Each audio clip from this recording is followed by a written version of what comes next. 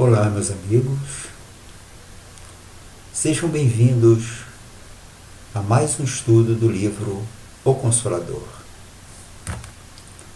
Este livro, como já sabemos, foi um presente de Emmanuel que nos foi trazido através da psicografia de Francisco Cândido Xavier. Estamos estudando a primeira parte deste fabuloso livro e estamos no item número 4, no quarto item, que fala sobre as ciências combinadas. Aqui temos a questão 82, que foi proposta ao nosso irmão Emmanuel, que indaga o seguinte: os falsos julgamentos da história agravam a situação dos que se desprendem do mundo na qualidade de heróis sem que o sejam? Vamos ver o que Emmanuel nos responde a esse respeito. As exéquias solenes, os necrológios brilhantes, os pomposos adjetivos que se concedem aos mortos em troca do ouro da posição convencional que deixaram, afligem os que partiram pela morte de maneira intraduzível.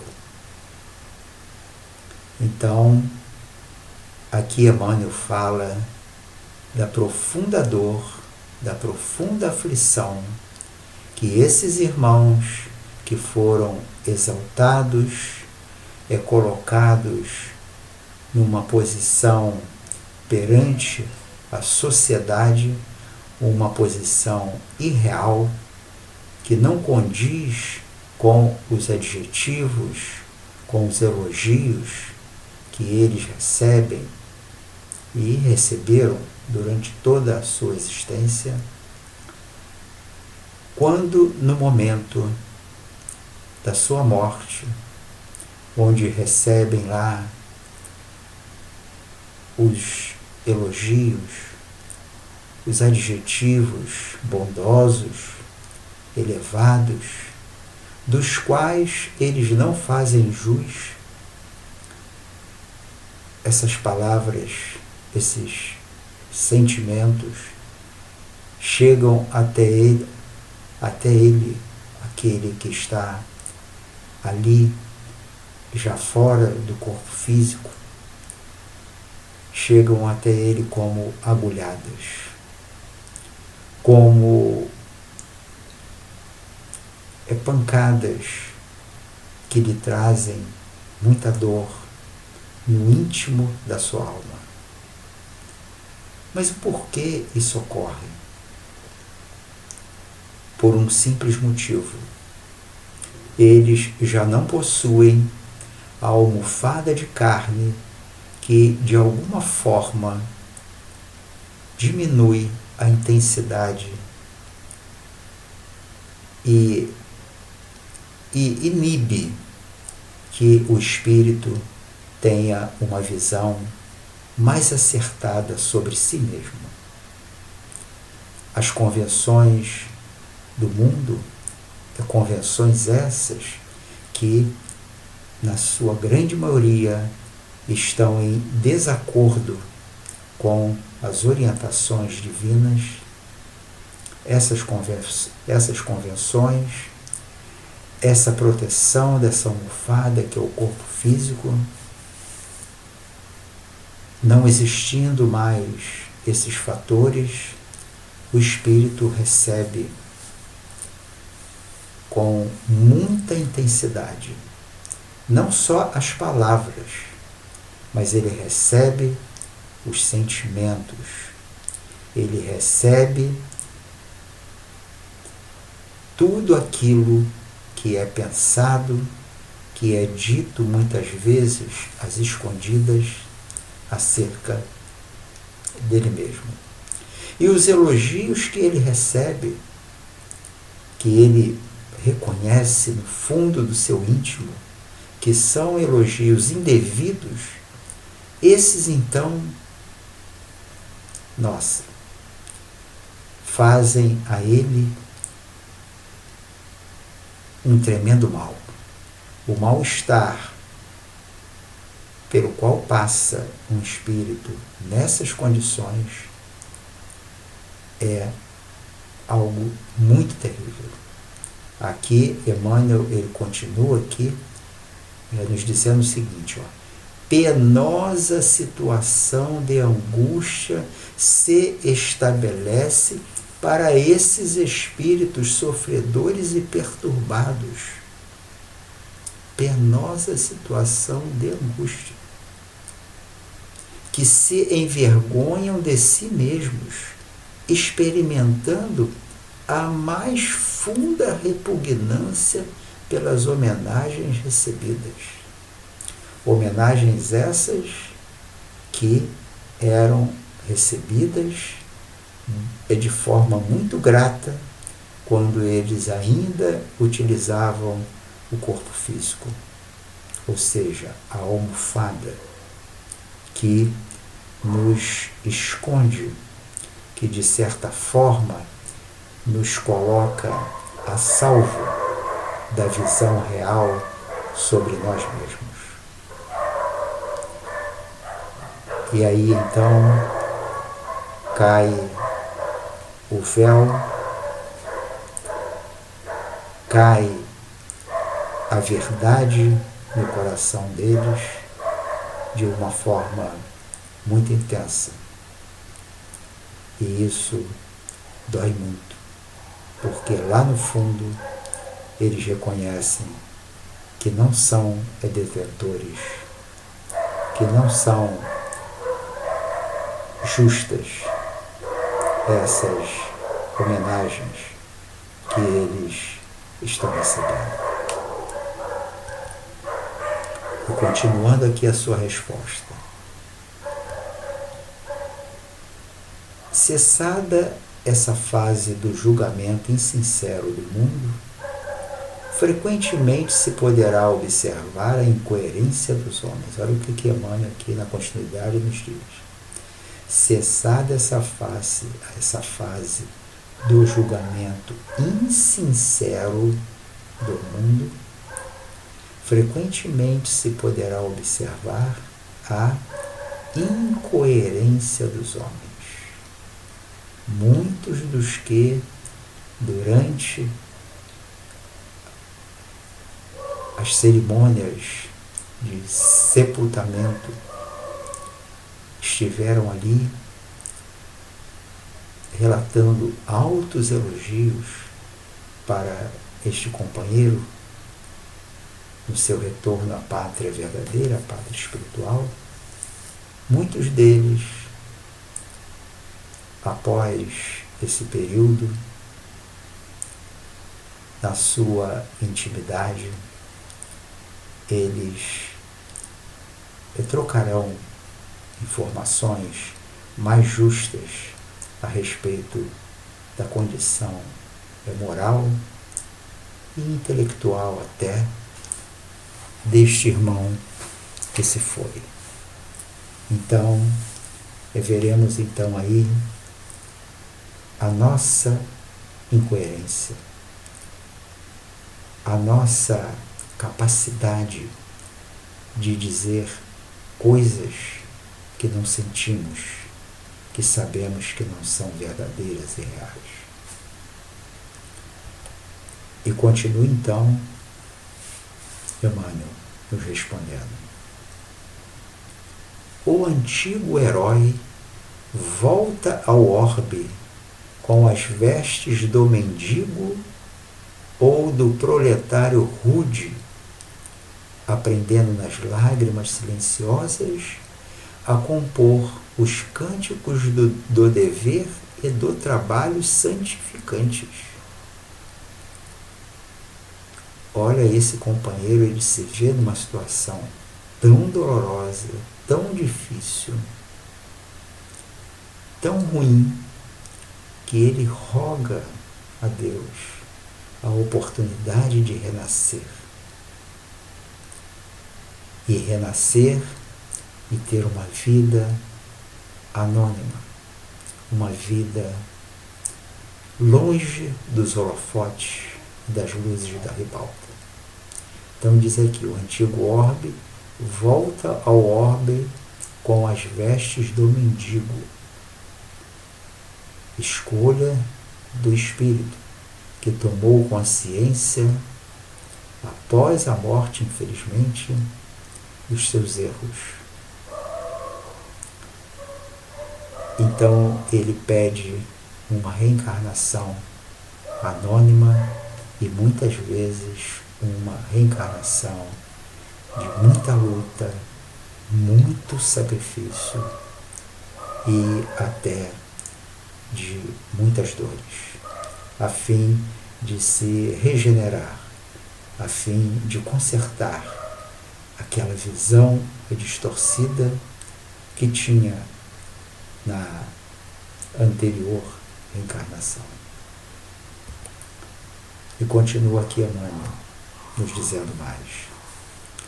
Todavia ninguém o vê, porque na história do mundo, em todos os tempos, o homem sempre incensou, louvou a tirania e raramente fixou o olhar inquieto na flor carinhosa e humilde da virtude.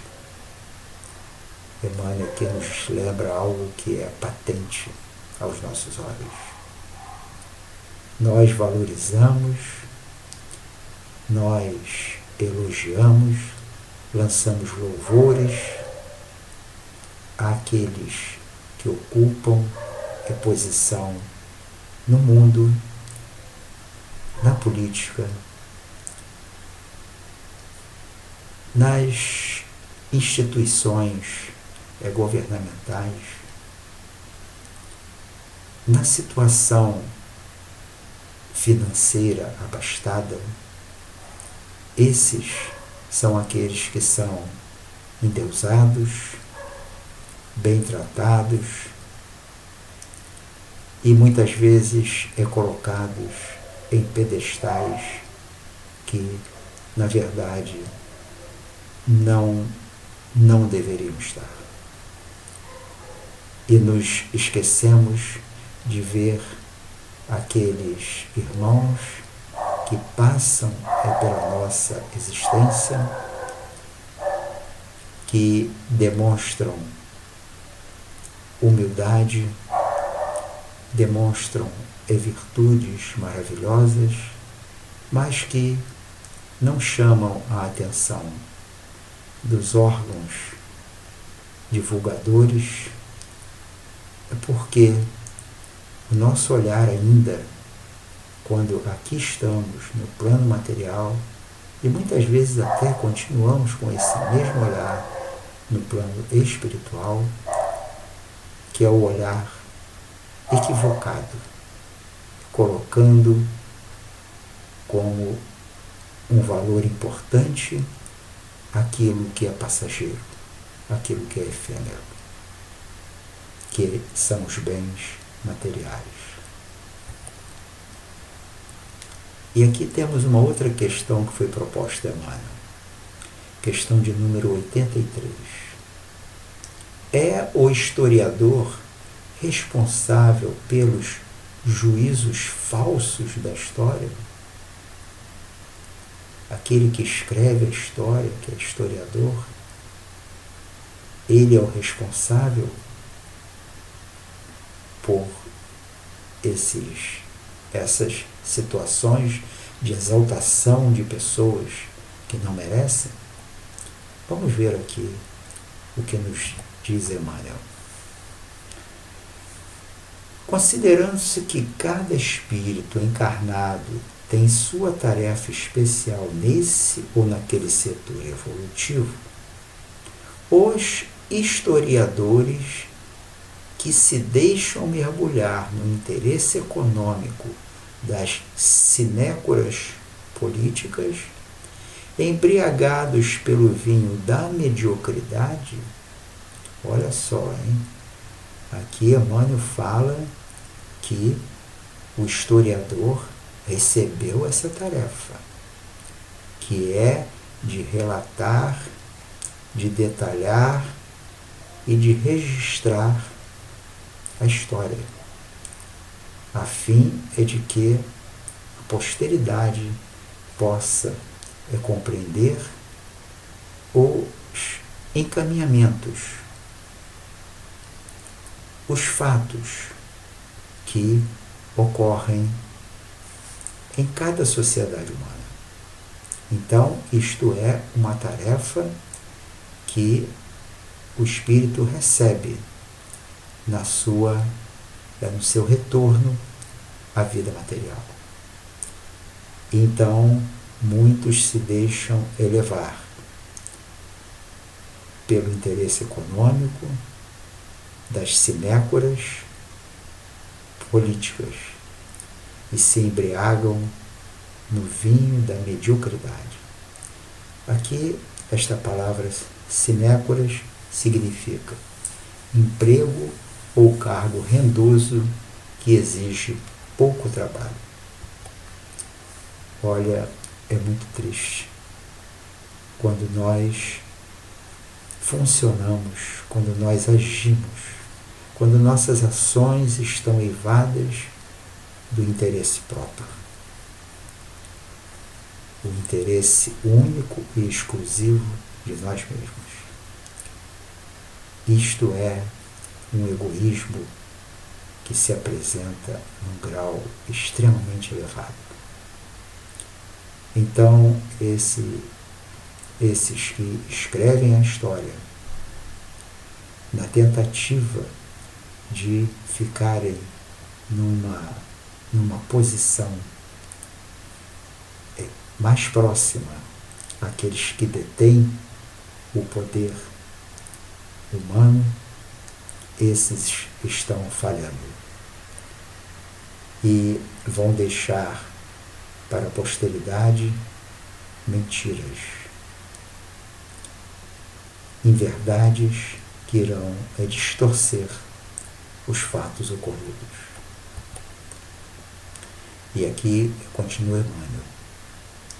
Responderão além túmulo pela exploração comercial da inteligência que hajam praticado na terra, adulterando a justiça e o direito, evitando a verdade ou fornecendo mentiras ao espírito confiante dos pósteros, daqueles que vão estudar, que vão ler, que vão confiar nas anotações que os historiadores fizeram.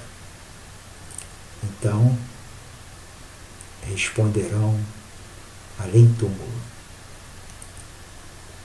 no plano espiritual, que é o plano da verdade. É o plano em que não temos como disfarçar, enganar e se esconder. Que possamos ter bastante atenção, bastante cuidado, para não agirmos desta forma, porque é muito triste, uma vez retornando ao plano espiritual, é muito triste encontrarmos aqueles que nos protegem, que nos auxiliam, que nos incentivam a caminhar para frente e para o alto na estrada evolutiva, encontrá-los tristes e receber deles a indagação: o que você fez das oportunidades que recebeu? Vamos ficar atentos para que tal fato não ocorra conosco. E continuando aqui, temos a questão de número 84. Se um espírito no plano invisível não é realmente uma criatura santificada, como receberá as orações de seus devotos se a história do mundo o canonizou? Vamos ver o que Emmanuel nos responde aqui. Olha. A canonização é um processo muito arrojado das ambições humanas. É um processo muito arrojado das ambições humanas para ser considerado perante a verdade espiritual. Quer dizer, é uma ação que está acima da capacidade humana de observar e de definir aquilo que é correto, que é justo, que é verdadeiro. Nós ainda não temos a condição de aquilatar ou de definir se A, B ou C será anjo ou demônio, será santo ou não. Mas nós nos colocamos numa posição indevida e nos julgamos capazes de definir tal coisa. E criamos os processos de canonização, ou seja, de santificação de espíritos que, na verdade, de santo não tem absolutamente nada. E vamos ver o que Emmanuel continua a nos dizer. Olha só, ele nos fala aqui, conhecemos inquisidores, verdugos de povos e traidores do bem, conduzidos ao altar pelo falso julgamento da política humana. Olha lá, eles veem e conhecem isto tudo com maior profundidade do que nós. Nós aqui, muitas vezes, observamos essas falhas, mas de uma forma mais discreta, de uma forma menos profunda. Mas no plano espiritual, meus amigos, nada escapa ao olhar de todos que nos rodeiam. Nada escapa ao olhar dos espíritos mais elevados que nos orientam. E eles sabem exatamente aquilo que somos, aquilo que pensamos, aquilo que fizemos ou que deixamos de fazer. Não dá para se esconder. E continua aqui, olha só, o que acontece com esses canonizados indevidamente. A prece dos devotos invocando seu socorro, muitas vezes sem se lembrarem da paternidade de Deus, ecoa-lhes no coração perturbado como vozes de acusação terrível e dolorosa, porquanto reavivam ainda mais a nudez de suas feridas. Olha só o sofrimento desses espíritos que recebem, quando estão no plano espiritual, pedidos de socorro, de auxílio e pedidos, muitas vezes, descabidos. E eles, sem nenhuma condição, até porque também são mendigos espirituais e não têm nenhum poder para oferecer ajuda a quem quer que seja. Muito pelo contrário, são carentes de ajuda. Eles precisam de ajuda. E não têm a menor condição de darem as mãos e se erguer a ninguém. Mas ficam lá recebendo esses pedidos, e cada pedido que lhe vem é uma dor muito grande. Diz aqui, ecoa-lhes no coração perturbado, como vozes de acusação terrível e dolorosa. Que dor, meus amigos, que sofrimento o espírito cria para si mesmo, achando que está enganando a todos, enganando inclusive a Deus. Grande ilusão é esta. E aqui continua Emmanuel. Frequentemente os espíritos que se encontram nessa penosa situação rogam a Jesus a concessão das experiências mais humildes na terra, a fim de olvidarem os ruídos nocivos das falsas glórias do planeta, no silêncio das grandes dores que iluminam e regeneram. Nossa, Emmanuel tem um linguajar simples e profundo, um linguajar belo, mas também Emmanuel é um espírito que está acima, muito acima de nós. E ele diz aqui que o espírito, nessa situação de dor e de sofrimento, ele pede novas reencarnações, de forma anônima, com experiências mais humildes, com condições de não ouvirem mais os ruídos nocivos das falsas glórias do planeta. Olha como Emmanuel coloca: ruídos nocivos das falsas glórias do planeta.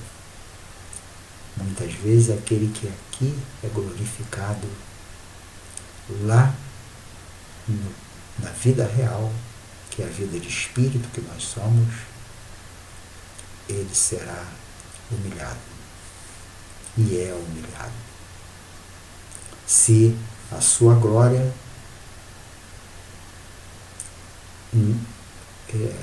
na condição de encarnado estiver em desacordo com a glória real, estiver em desacordo com as verdades divinas. Então, que tomemos muita precaução para evitarmos tal incidente doloroso para conosco. E temos o remédio certo, o remédio correto e eficiente. Evangelho do nosso Rei, nosso Mestre, nosso guia e modelo, Jesus. Nos guiemos pelas suas orientações. Esta é a única forma de evitarmos a dor e de atrasarmos a nossa evolução, tendo que refazer várias vezes o mesmo caminho, a fim de aprendermos lições que teimamos em olvidar, em deixar de lado. A felicidade nossa, a nossa alegria ou a nossa tristeza está intimamente ligada àquilo que pensamos, que fazemos, dos sentimentos que emitimos. Tudo que nos ocorre é consequência única e exclusiva das nossas ações contrárias ao bem. Vamos seguir Jesus. Vamos procurar compreender a terceira revelação que Jesus nos trouxe, que é a doutrina espírita. Ela nos abre um pouco mais a cortina das verdades de Deus. Que sigamos Jesus, que procuremos nos corrigir enquanto é tempo. E assim, fechamos mais um estudo deste livro maravilhoso, O Consolador. Qualquer dúvida que tenham, entrem em contato através do canal onde esses estudos estão armazenados, no canal do YouTube. E se por acaso quiserem discutir algum ponto, retirar dúvidas ou esclarecer algum detalhe que me tenha escapado, que eu tenha omitido, por favor, me façam esse favor de me orientar e me auxiliar, porque não sou perfeito, como é qualquer um que aqui está, com exceção de Jesus. Todos nós que renascemos neste planeta ainda estamos em alto grau de imperfeição. E eu faço parte desse grupo de alto grau de imperfeição. Por favor, me ajudem. Se houver possibilidade, se inscrevam no canal para que possamos entrar em contato. Muita paz, meus irmãos, meus amigos. Muita paz.